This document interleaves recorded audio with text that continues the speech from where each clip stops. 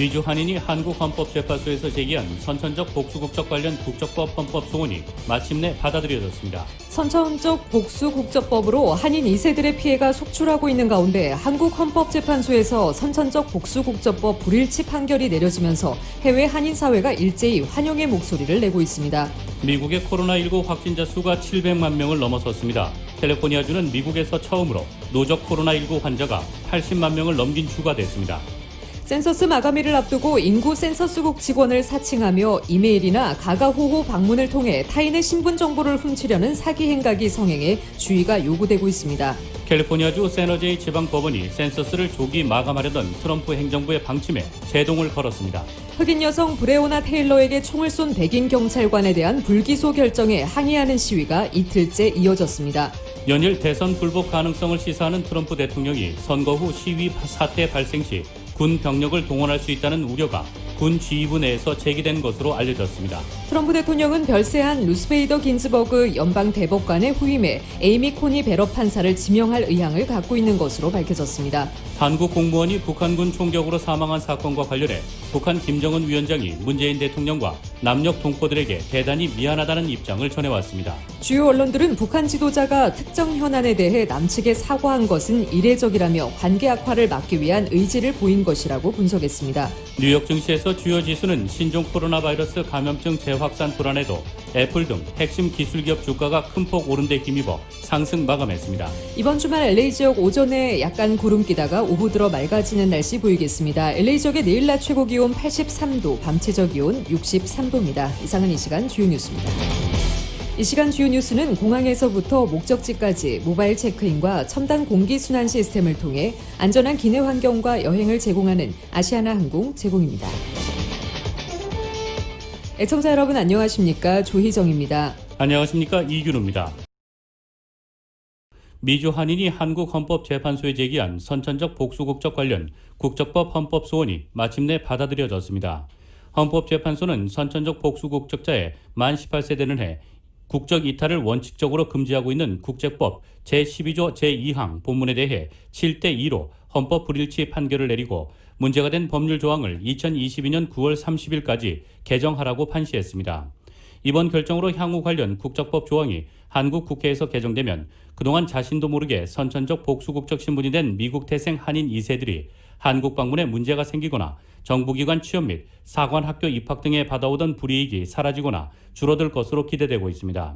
한국 국회는 내년 9월 말 이전까지 앞으로 1년 내에 관련 국적법 조항을 개정해야 하며 만약 국회에서 이때까지 개정이 이루어지지 않을 경우 선천적 복수국적자 국적 이탈 제한 조항은 2022년 10월 1일부터는 자동적으로 무효화됩니다.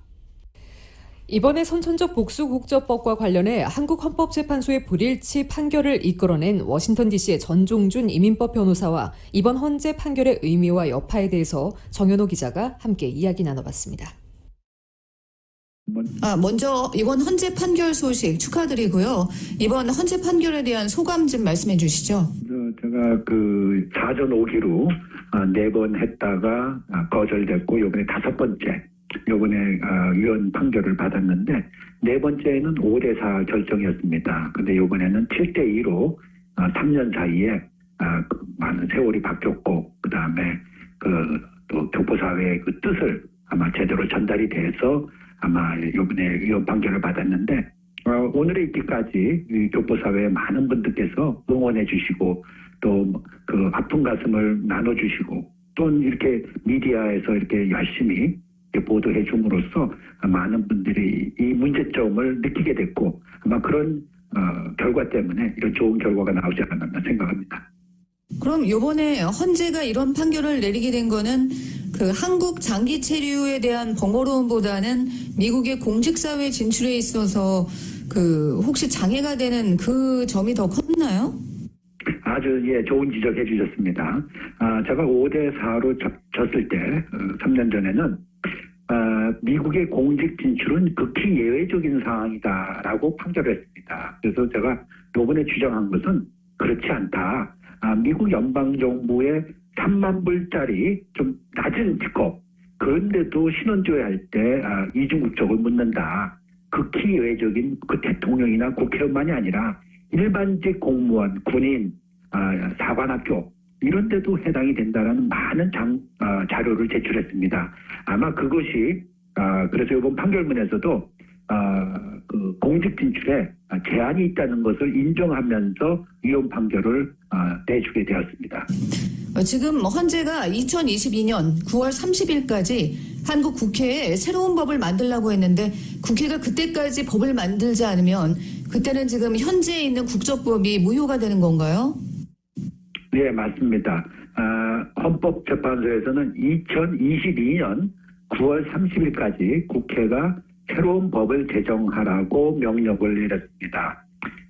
만약에 이 법을 만들지 않을 경우에는 지금 현재 법이 이제 효력을 상실하기 때문에 국회는 그 기간 안에 빨리 법을 만들어야 되는 이제 숙제를 안게 됐습니다. 우리 교포사회 차원에서는 하루라도 빨리 법안이 통과되기를 바라는데 원래 위헌 판결을 내면은 그 법이 즉시 원래 무효가 될 수가 있습니다. 그렇지만 이번 헌법 불합치로 인해서 새로운 법을 만들 때까지 그 법의 공백이나 혹은 또 안정성을 위해서 새로운 법이 통과될 때까지는 지금 현재 국적법이 유효하게 됩니다. 그래서 우리 교포사에서 하루라도 빨리 그 국회에 이제 압력을 넣어서 조속한 그 개정이 일어날 수 있도록 그렇게 우리가 함께 노력해야 되는 숙제가 남아 있습니다. 2022년 9월 30일이 데드라인이다라고 봤을 때 세븐틴이라든가 그런 사람들은 조금 어쩌면 그 법의 혜택을 보기 힘들지 모르지만 지금 만약에 자녀가 14이나 15이나 이럴 경우에는 확실하게 요 헌법 불합치 결정의 혜택을 받게 되겠네요. 그렇죠. 예. 2년 안에 법안을 만들라고 했으니까 지금 한 3살 이상 차이가 나는 그 청소년들에게는 아마 유리하게 아마 작용할 것입니다. 그래서 가능하면 빨리 이 법이 통과돼서 지금 내년에 이렇게 그 국적 이탈의 의무가 부과된 그런 사람들까지 구제해 줄 수 있으면 참 좋겠다고 저는 생각합니다. 그럼 변호사님은 그 새로 만들어지는 법이 가장 한인들한테 좋은 아이디어는 제 생각에는 본인이 국적 이탈도 안 하고 아무것도 안 했을 때에는 자동으로 국적 이탈이 되면은 그러면은 좋은 거 아니면 다른 아이디어가 혹시 있으신지요? 아주 좋은 말씀하셨습니다. 제가 바라는 것도 바로 그것인데요. 지금 현재 국적 이탈 의무가 있는 사람들이 대부분 그런 국적 이탈을 만 18세가 되는 3월 31일까지 해야 된다는 사실조차도 모르고 있습니다. 그리고 한국 정부는 거기에 대한 홍보도 충분히 하지 않았습니다. 15년 전에 홍준표법이 통과됐는데 홍준표법이 통과되기 전에는 한국의 호적에 어울리지 않은 사람들은 병역과 무관했습니다. 그러니까 그때 당시 선천적 복수국적 자격에는 아무 법적인 문제가 없었습니다. 그러나 원정 출산과 병역 기피자를 막겠다는 이유로 통과한 홍준표법이 그 옛날에 있었던 그 대통령 시행령 그것을 삭제를 했습니다. 그래서 한국 호적에 어울리지 않은 선천적 복수국적자까지 포함이 돼버렸습니다.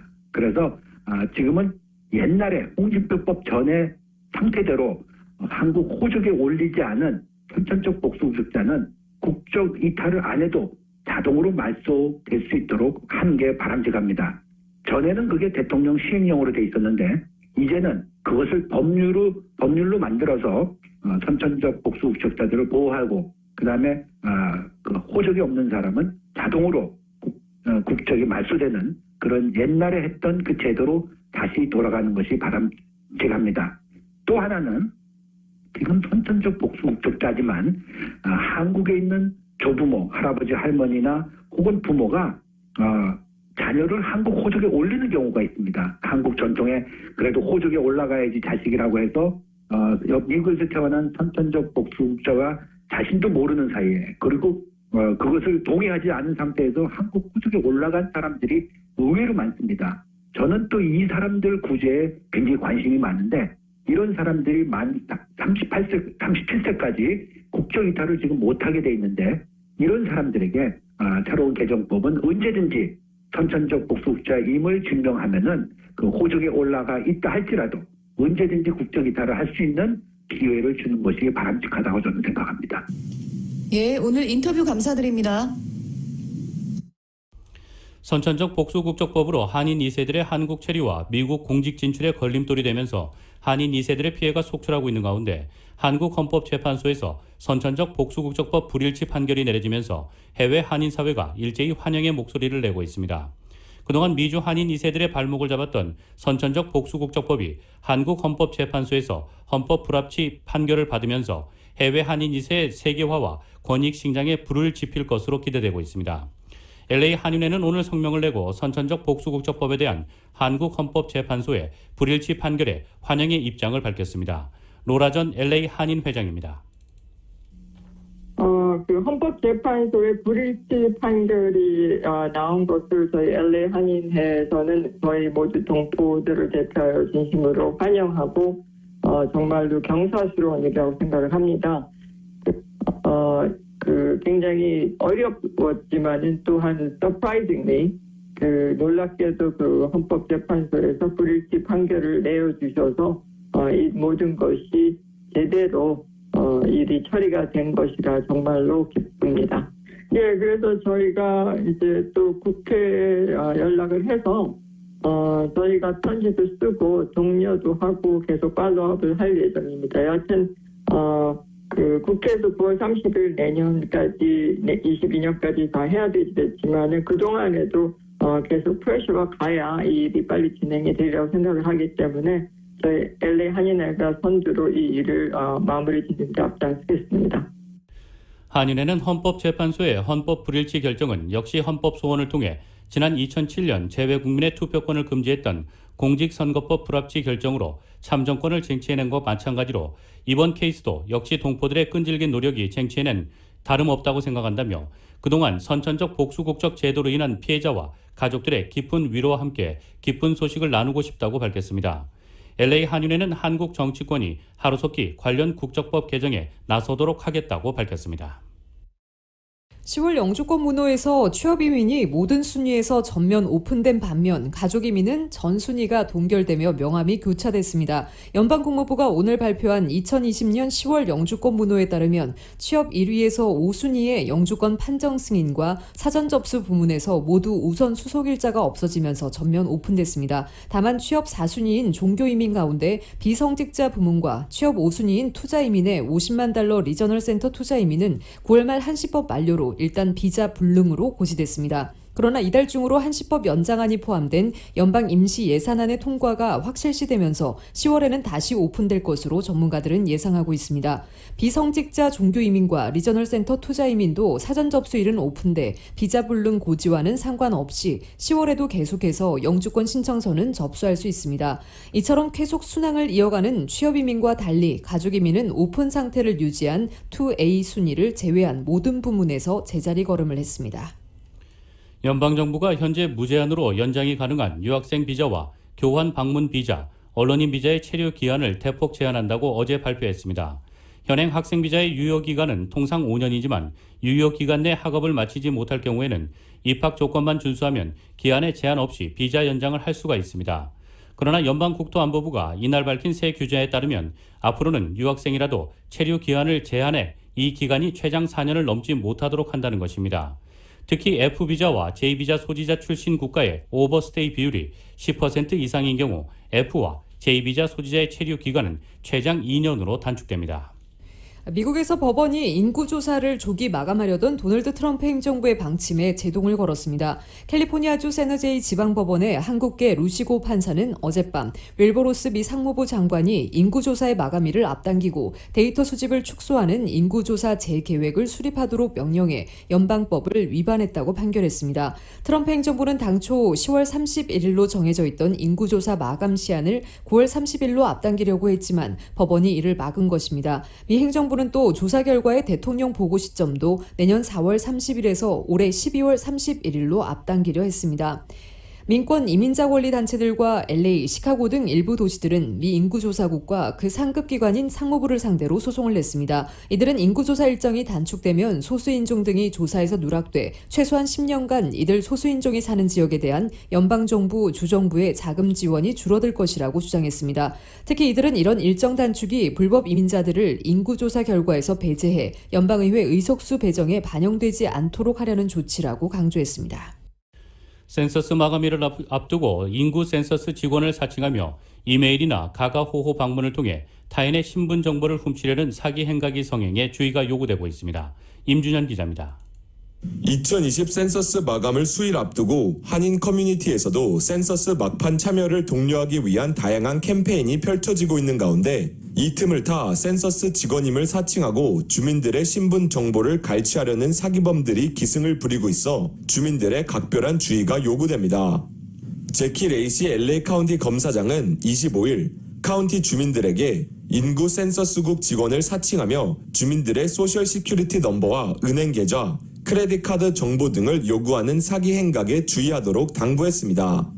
제키 레이시 검사장은 오는 30일로 마감되는 2020 센서스를 앞두고 센서스 참여를 독려하는 캠페인이 열리는 틈을 타 사기범들이 센서스 직원을 사칭하고 이메일을 보내 타인의 신분 정보를 손에 넣으려 하고 있다고 주민들에게 경고했습니다.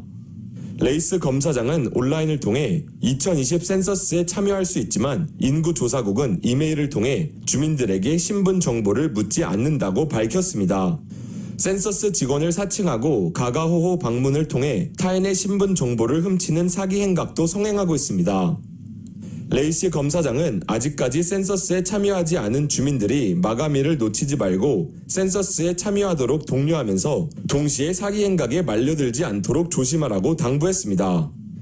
센서스 직원이 방문할 경우 반드시 사진이 부착된 신분증을 확인할 것, 나아가 인구 센서스국 전화 844-330-2020번으로 직접 전화를 걸어 센서스 직원인지 여부를 확인하는 것도 바람직합니다.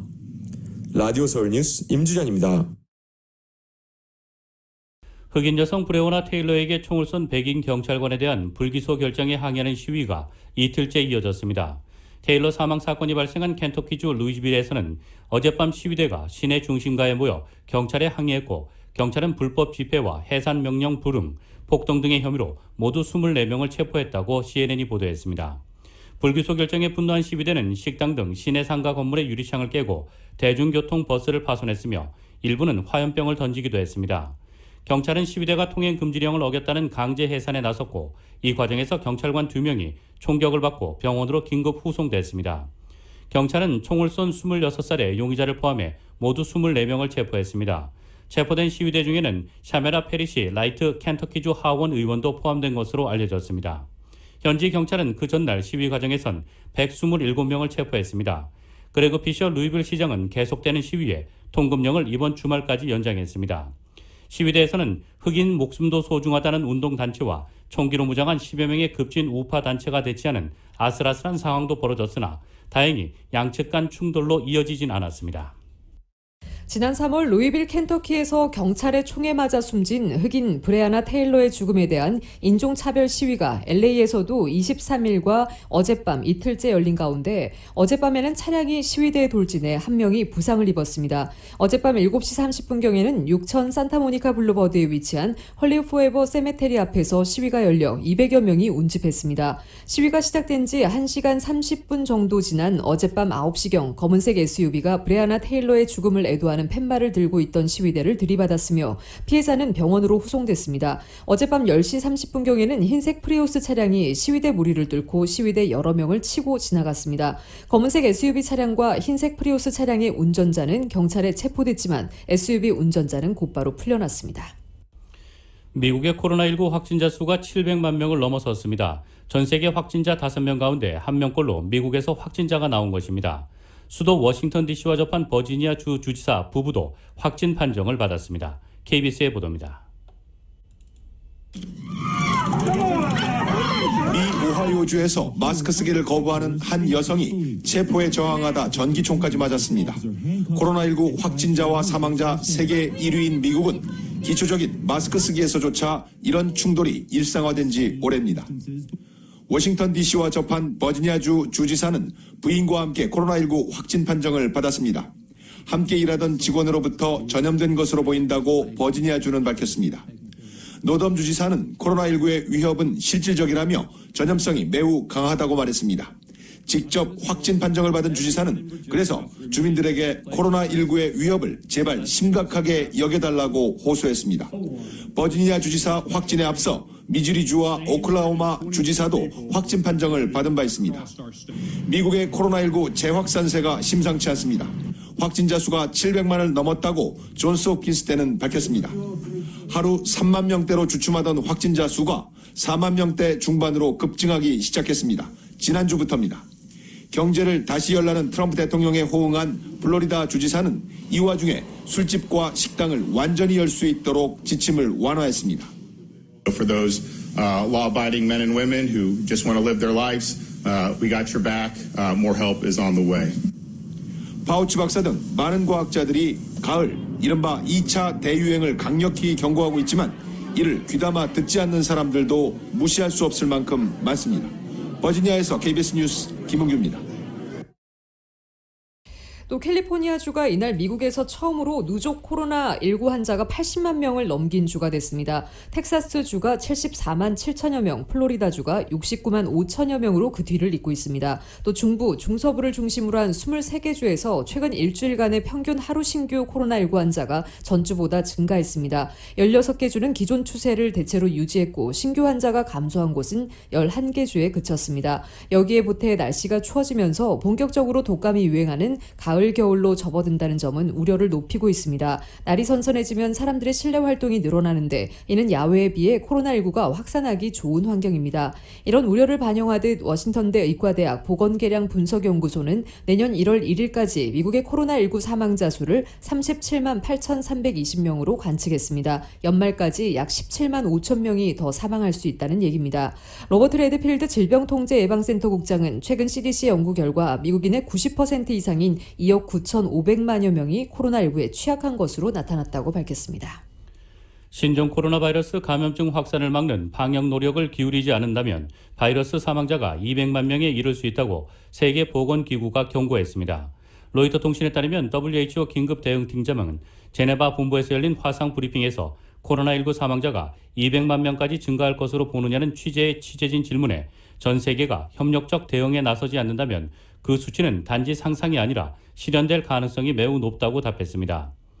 통계 사이트 월드오미터에 따르면 현재 전 세계 코로나19 사망자 수는 98만 9천여 명으로 100만 명에 접근하고 있습니다. 바이러스 확산에 서둘러 대응하지 않는다면 이 수치가 2배로 늘어나는 것을 보게 될 것이라는 경고입니다.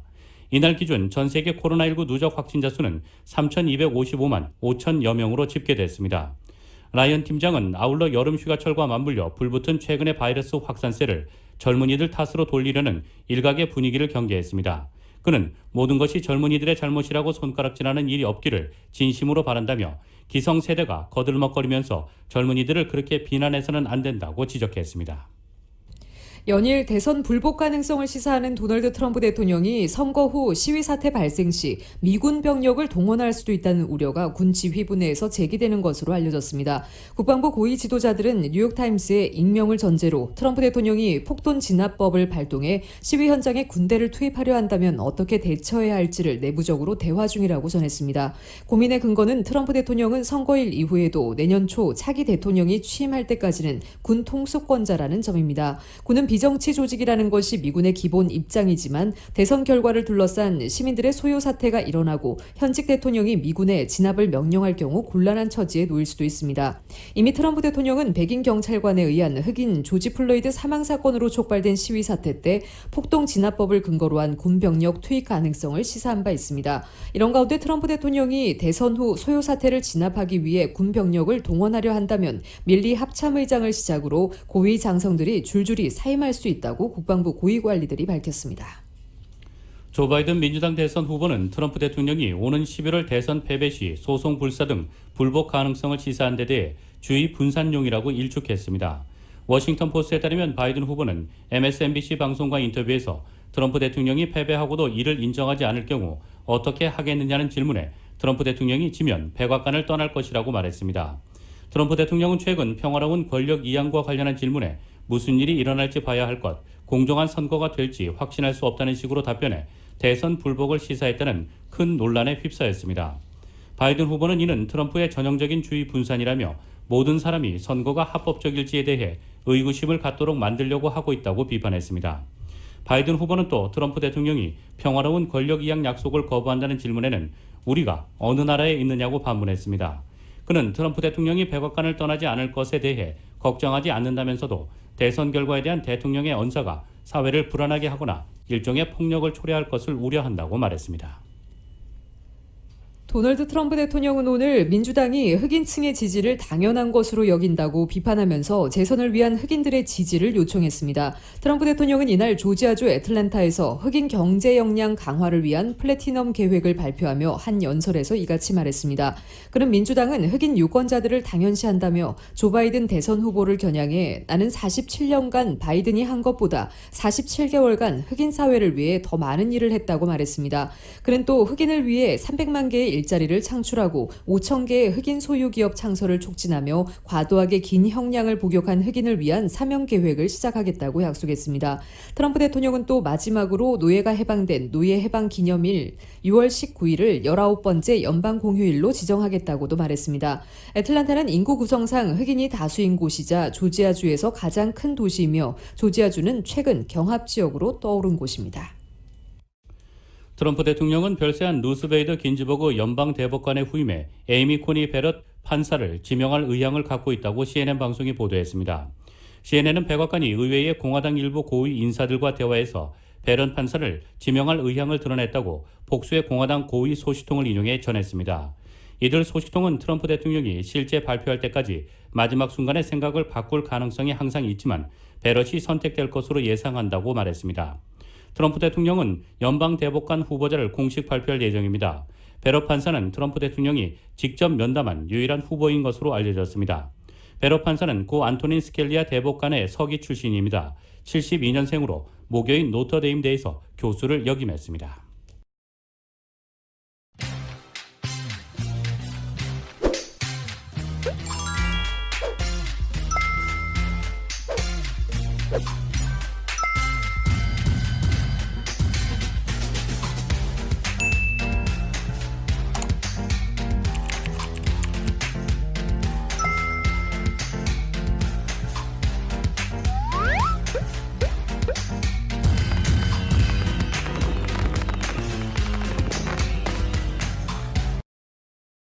미주 한인사회 쇼핑 트렌드에 새로운 변화가 시작됩니다.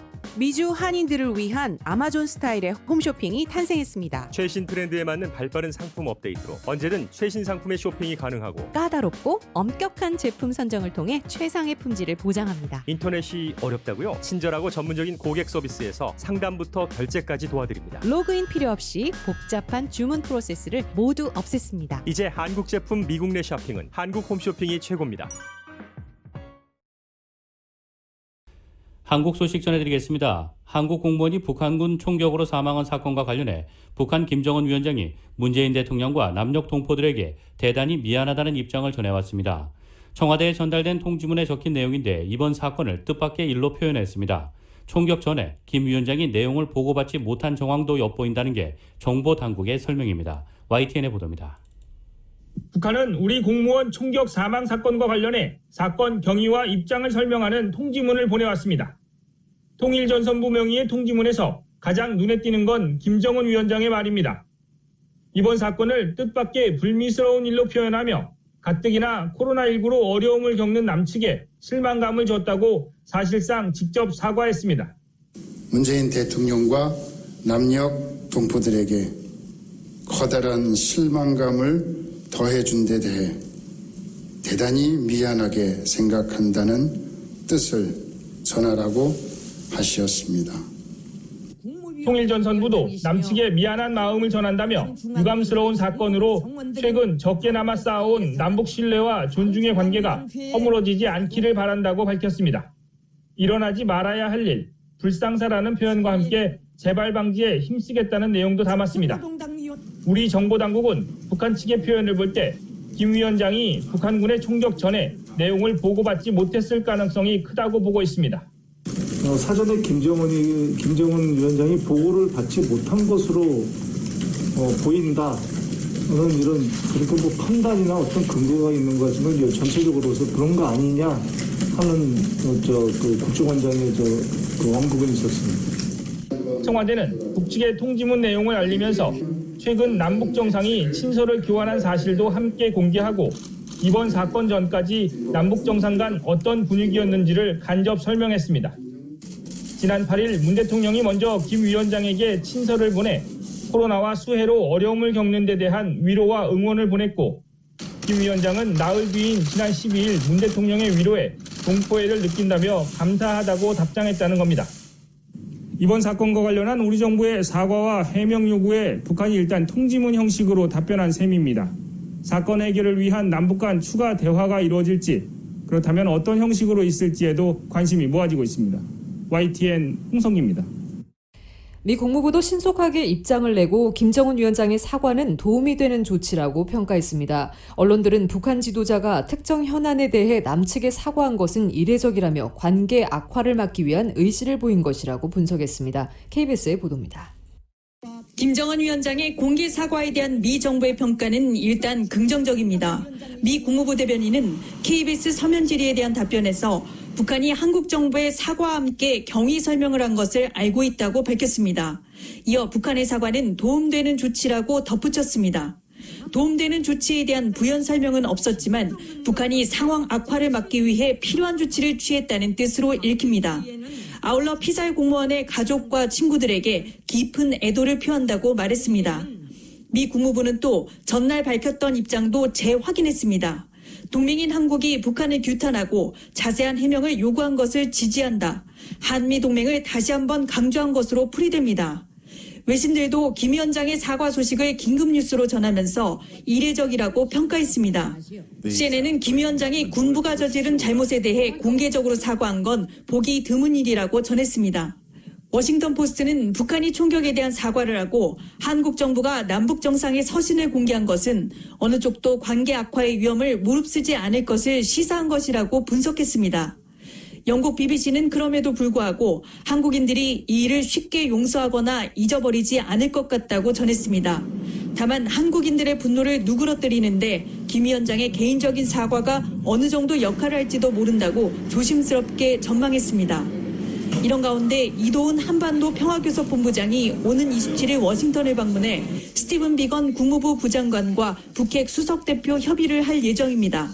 다음 달 초 폼페이오 국무장관의 방한을 앞두고 열리는 이번 협의에서 양측은 피살 공무원 사건과 관련해 한반도 정세에 미칠 영향과 비핵화 협상 재개를 위한 방안 마련을 위해 머리를 맞댈 것으로 보입니다. 버지니아에서 KBS 뉴스 서지영입니다. 심상정 대표에 이어 정의당을 이끌 새로운 얼굴이 이르면 내일 선출됩니다. 4파전으로 치러지는 이번 선거에서 어떤 후보가 진보 정치의 이막을 열지 주목되고 있습니다. YTN입니다. 1년여간의 여정을 마치고 조기 퇴임을 앞둔 심상정 정의당 대표는 아쉬움을 전했습니다. 재난의 시대, 불평등의 시대에 희망을 드리지 못해 죄송하다면서도 새로운 도약의 씨앗을 남겼습니다. 이번 선거를 통해 탄생하는 새 지도부는 누가 되더라도 진보정치 2세대 지도부가 될 것입니다. 정의당 시즌2를 여는 혁신 지도부가 될 것입니다. 2세대 진보 정치를 이끌 정의당 새 지도부가 이르면 내일 탄생합니다. 먼저 당 부대표를 지낸 김종민 후보는 당에 대한 이해도가 높고 서울시장 출마 등 풍부한 선거 경험이 장점입니다. 정부 여당과 차별화된 진보 정책 경쟁에 나서야 합니다. 저는 이름을 빼고 다 바꾸겠다고 말씀드렸습니다. 그 이름은 정책정당입니다. 고 노회찬 전 의원의 비서실장이었고 최근까지 당의 입 역할을 했던 김종철 후보는 진보정당의 선명함을 강조했습니다. 유능한 진보, 준비된 김종철이라고 하는 슬로건을 내세웠습니다. 불평등의 시대에 기본소득을 넘는 기본자산제의 도입, 소득세율, 최고세율 상향을 통한 강력한 재분배 정책 실시, 이른바 대한항공 땅콩 회항 사건으로 이름을 알린 박창진 후보는 높은 인지도를 앞세워 새로운 리더십을 보여줄지 주목됩니다. 정책 몇 개의 개선이 지금 정의당에 필요한 것은 아닙니다. 지금 필요한 것은 당원들과 함께 당의 물줄기를 바꾸는 것입니다. 후보자 가운데 유일한 현직 국회의원인 배진교 후보는 당내 최대 계파에 속하는 인천연합의 적극적인 지지를 받고 있습니다. 민생과 정치에서 이기는 정의당을 만들도록 하겠습니다. 과감하게 주장하고 과감하게 실현하는 당 대표가 되겠습니다. 정의당 차기 대표 앞에 놓인 첫 과제는 위기에 처한 정의당을 어떻게 부활시키느냐입니다. 또 민주당 이중대라는 별명을 어떤 방식으로 극복할지도 주목됩니다. 선거 결과는 내일 오후 발표되지만 과반을 얻은 후보가 없으면 결선 투표를 거쳐 다음 달 9일에 최종 결정될 예정입니다. YTN 최하영입니다. 헬스 에브리데이. 고혈압이 코피를 터뜨릴 수 있다는 연구 결과가 나왔습니다. 뉴욕타임스에 따르면 한양대학교 의대 연구진이 3만 5천여 고혈압 환자를 14년간 추적한 결과 외부 충격이 없는 상황에서 코피가 터질 위험이 정상인보다 47% 높은 것으로 나타났습니다. 코피를 흘리는 양상도 심각했습니다. 코피 탓에 응급실을 찾는 경우는 정상인보다 2.7배나 많았고 비강내 패킹이 필요한 경우는 4배 이상 많았습니다. 비강내 패킹은 코에 기구를 넣어 압력으로 출혈 부위를 지혈하는 방법입니다. 연구진은 고혈압 탓에 혈관이 지속적으로 손상을 입어 비출혈인 코피로 이어지는 것이라고 설명했습니다. 한양대학교 의대 이비인후과 정재호 교수에 따르면 이번 연구에서 아스피린이나 항응고제를 복용 중인 고혈압 환자는 제외했습니다. 그런 약을 먹는 고혈압 환자는 코피를 흘릴 위험이 더 크기 때문에 각별히 조심해야 한다고 연구진은 강조했습니다.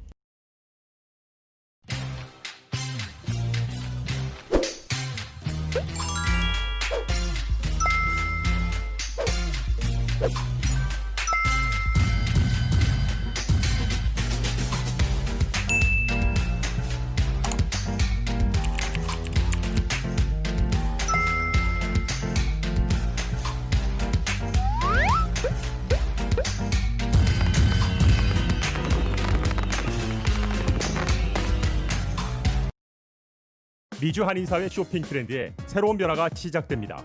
미주 한인들을 위한 아마존 스타일의 홈쇼핑이 탄생했습니다. 최신 트렌드에 맞는 발빠른 상품 업데이트로 언제든 최신 상품의 쇼핑이 가능하고 까다롭고 엄격한 제품 선정을 통해 최상의 품질을 보장합니다. 인터넷이 어렵다고요? 친절하고 전문적인 고객 서비스에서 상담부터 결제까지 도와드립니다. 로그인 필요 없이 복잡한 주문 프로세스를 모두 없앴습니다. 이제 한국 제품 미국 내 쇼핑은 한국 홈쇼핑이 최고입니다. 뉴욕 증시에서 주요 지수는 신종 코로나 바이러스 감염증 재확산 불안에도 애플 등 핵심 기술 기업 주가가 큰 폭 오른 데 힘입어 상승했습니다. 오늘 뉴욕 증권거래소에서 다우지수는 전장보다 358.52포인트, 1.34% 상승한 27,173.96에 거래를 마쳤습니다. S&P 500 지수는 전장보다 51.87포인트, 1.6% 오른 3,298.46에, 기술주 중심의 나스닥 지수는 241.3포인트, 2.26% 급등한 1913.56의 장을 마감했습니다. 다우지수는 이번 주 1.75% 내렸습니다. S&P 500 지수는 0.63% 내렸지만 나스닥은 1.11% 상승했습니다. 다우지수와 S&P 500 지수는 4주 연속 하락했습니다. 지난해 8월 이후 가장 긴 주간 하락입니다. 시장 참가자들은 주요 기술기업 주가 동향과 미국의 신규 부양책 협상 관련 소식, 코로나19 확산 상황 등을 주시했습니다. 증시는 장 초반 불안했고 미국의 주요 경제 지표도 혼재되면서 장 초반 시장의 뚜렷한 방향성을 제시하지 못했습니다. 이후 주요 지수는 애플 등 핵심 기술 기업 주가가 상승폭을 확대하면서 장중 상승세로 돌아섰습니다.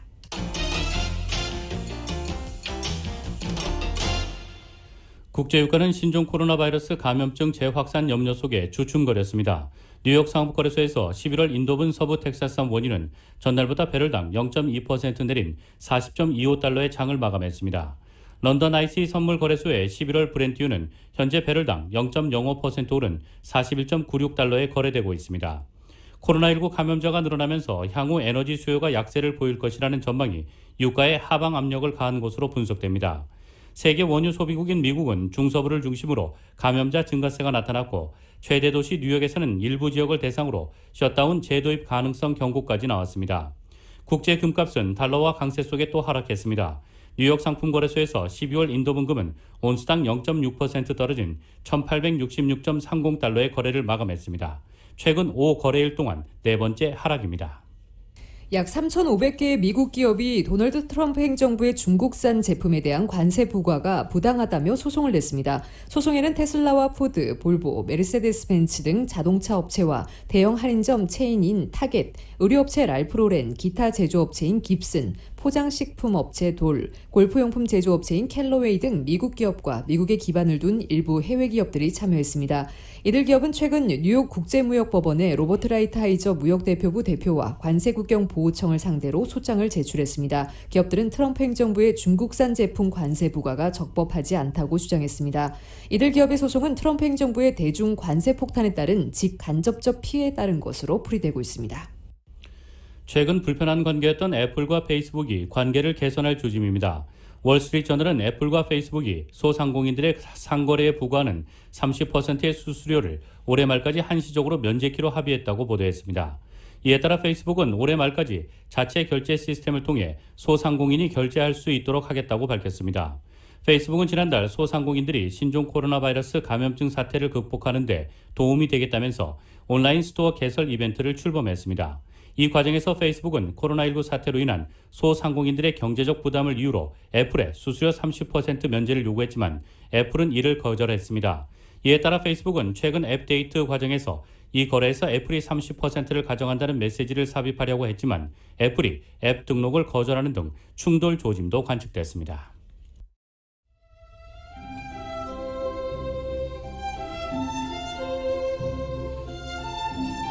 9월 25일 금요일 오늘 밤과 내일 날씨입니다. 이번 주말 오전에 부분적으로 약간 구름 끼다가 차차 맑아집니다. 낮 기온 예년 기온을 보이겠습니다. 한편 다음 주 월요일부터 낮 기온이 다시 높아지면서 평년 기온을 크게 웃돌기 시작하겠습니다. 특히 화요일부터 목요일까지는 이번 폭염의 절정을 보일 것으로 전망되는 가운데 LA 다운타운 지역 낮 기온 100도대, 벨리와 인랜드 지역도 세 자릿수를 기록하면서 다음 한 주 내내 반짝더위와 함께 고온 건조한 날씨가 이어질 것으로 기상청은 전망하고 있습니다.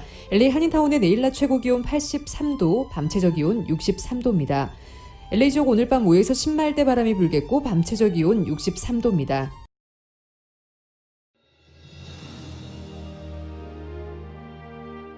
한인 커뮤니티의 소중한 친구이자 생활의 동반자. 라디오 서울이 개국 28주년을 맞았습니다.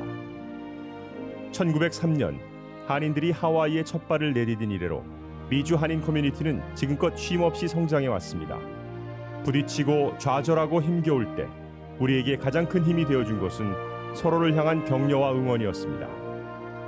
한인 커뮤니티와 더불어 성장한 라디오 서울.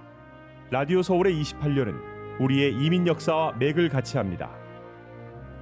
세상의 모든 이야기를 담으려는 라디오 서울 방송은 우리가 함께 만드는 우리의 이야기입니다. 사람과 사람을 이어주는 라디오 서울 1650. 청취자와의 소통만으로 기뻤던 1992년. 그리고 28년이 지난 지금 라디오 서울은 멀티미디어 그룹으로 거듭났습니다. 1992년 첫 방송을 시작한 이후 FM 라디오, 모바일 서비스를 거쳐 보는 라디오, 라디오 서울 TV, 라디오 서울 유튜브, 한국 TV 채널, 한국 홈쇼핑 등 시대의 변화와 애청자의 요구에 부합하는 미래지향적인 라디오 서비스로 만들어가고 있습니다. 특히 코로나19 바이러스가 가져온 세계적인 팬데믹은 우리의 삶의 방식을 바꿨으며 다가올 미래에는 더욱 진화된 방송이 요구될 것입니다. 이에 라디오 서울 방송은 다가올 새로운 시대를 대비하여 N스크린 멀티 디바이스 방송으로 다시 태어났습니다. 때와 장소를 불문하고 어떠한 기기로도 듣고 볼 수 있는 방송이 라디오 서울이 추구하는 N스크린 멀티 디바이스 방송입니다. 24시간 늘 깨어있는 방송, 눈과 귀가 함께하는 방송, AM 1650, FM 106.3 라디오 서울 방송. 미국 내 다양한 이슈를 생생하게 전달하는 강혜신의 오늘의 미국.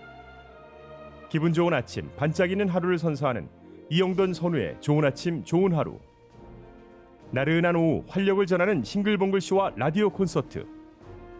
빠르고 정확한 뉴스, 지구촌 소식을 실시간 전하는 모닝뉴스와 이브닝 뉴스. 한국 TV와 유튜브로 이원 방송하는 조희정의 한국 홈쇼핑 리뷰. 라디오 서울은 당신의 또 다른 가족입니다. 사람과 사람을 이어주는 방송, 들으면 행복해지는 라디오 서울. 지금까지의 28년이란 밑거름을 통해 앞으로 희망이 이루어지는 아름다운 세상을 만들어 가겠습니다. 라디오 방송의 한계를 넘어 N스크린 방송으로 더 멀리, 더 높이 세상 보는 눈을 키우는 최고의 방송 라디오 서울.